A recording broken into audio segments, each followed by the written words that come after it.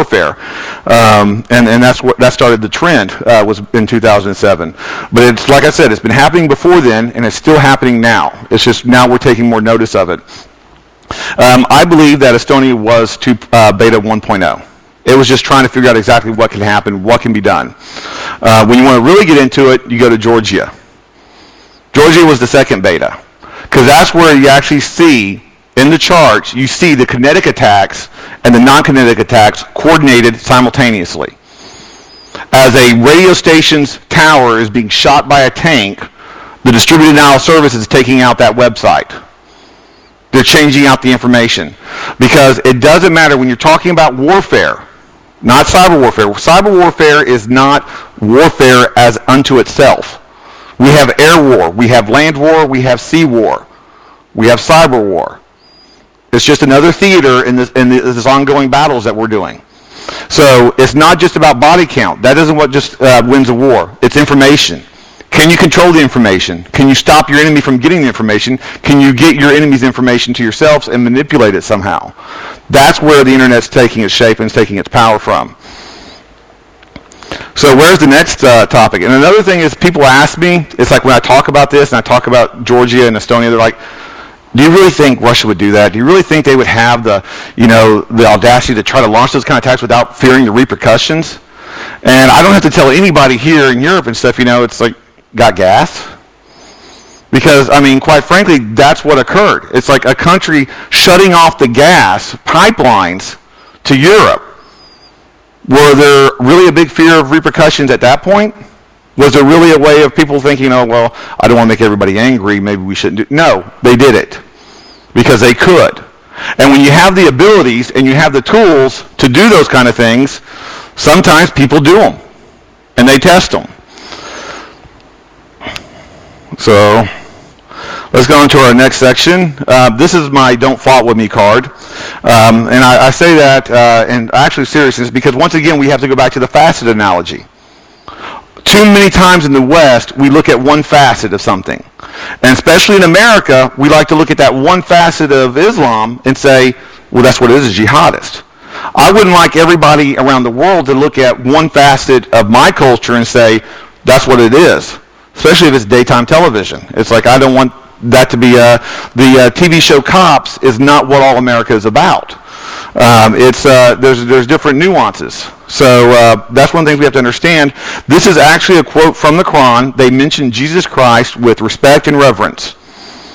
You would not believe how many people are surprised and amazed at that fact because they've never taken the time to read the Quran. They just label it one thing, they put their little facet on it, and go to the next thing. So like I said, we don't want to go into the thing where we're just studying on one facet, but unfortunately this is a cyber warfare talk, so we have to narrow our focus to that one little facet, and that is on cyber jihadist.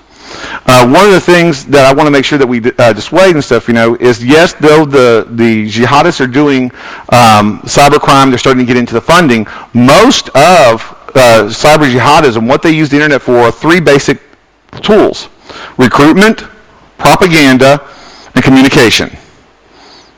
That's it. If your whole basis of your needs are recruitment, propaganda, and communication, how would you destroy the very fabric of what you need to do those things? So I don't really see a lot of DDoSs going on that are going to happen and stuff, over the internet through cyber jihadists. It's like, I think what they're using it for are those three basic things. And they're pretty good at they have some hacker teams. It's not to say that they don't have hacker teams. They have their own darknet. They have their own VPN systems for communication.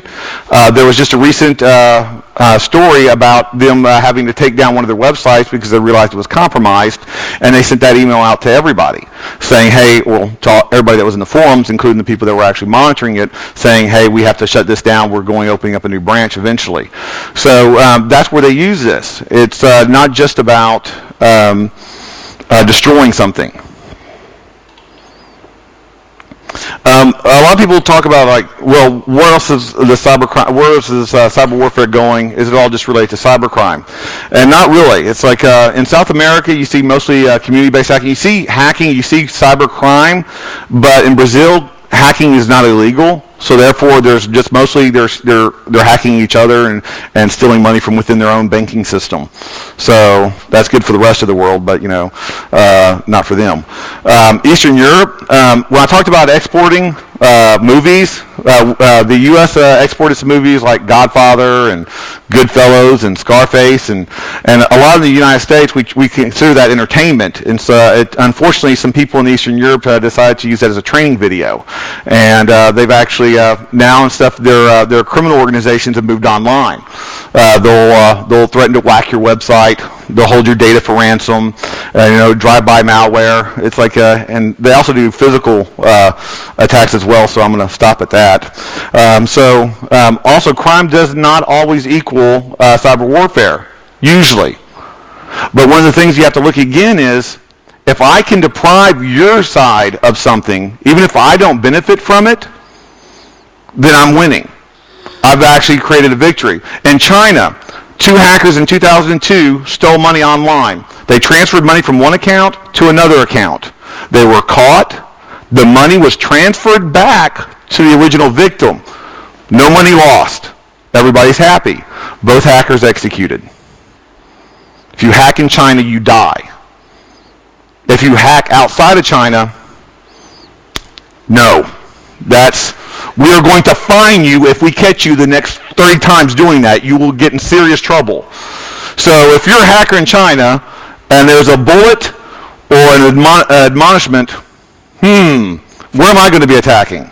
Because Chinese government cannot control 1.2 hackers, no matter how much we want to put on their ranks or how good they are. I talked to one of the people in the Shanghai Cyber Squad in Beijing, and I almost felt sorry for the dude. Because he was talking about how he's overwhelmed with cybercrime, and it's like, and how they're trying to use the universities to get assistance from them to help them with these cases. And the problem is universities want money or compensation, and probably half the staff are the ones responsible for the attacks in the first place. So the Chinese would rather have the world think they are responsible for these attacks than to lose face and realize that they can't control it. So that's another aspect that sometimes we overlook. It's like the basic culture of how the Chinese operate and how important keeping face is when we label these attacks coming from China.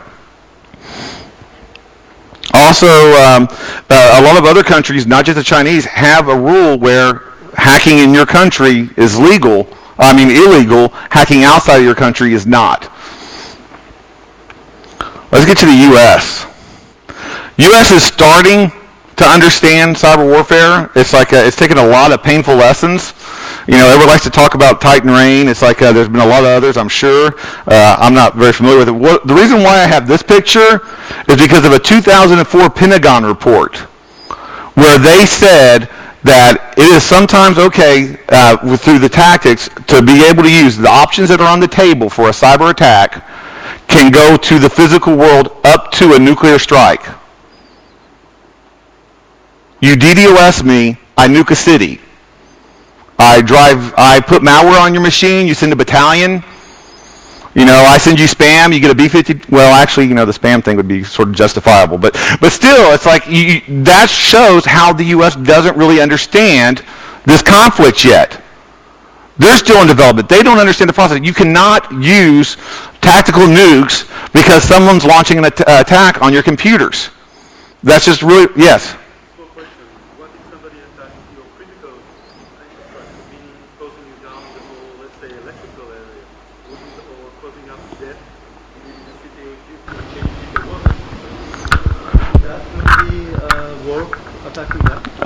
Once again, my aspect, it's like, it's not worth nuking the city. It's like, because one of the key things, and one of the things that we're going to discuss right now, let's go straight to it then, is the biggest problem we have. How do you tell? The July 4th attacks of this year, where there was a distributed denial of service on South Korea and the United States, therefore automatically we have to say, oh, it was the North Koreans. No, it's actually some of the stuff's already being tracked back to the UK, and that still doesn't mean that it was the UK that did it. We don't know. There's so much anonymity involved in these attacks, you can't really tell where the attack has originally come from, how do you can pinpoint it that you feel good enough that you can nuke and destroy all the life in a